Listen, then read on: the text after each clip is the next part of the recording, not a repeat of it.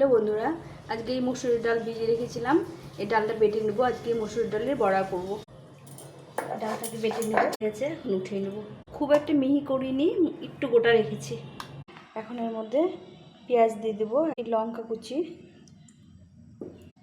স্বাদ মতো লবণ, হলুদ গুঁড়ো, কাশ্মীরি লঙ্কা গুঁড়ো, কালো জিরে করে মেখে নিতে হবে।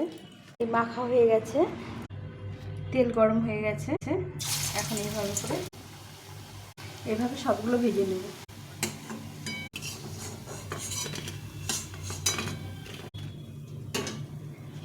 এই বড়াগুলো ভাজা হয়ে, পেঁয়াজের বড়াগুলো হয়ে গেছে, মানে সস আর একটু বিট নুন। ভালো লাগলে অবশ্যই লাইক শেয়ার সাবস্ক্রাইব করে পাশে থেকো।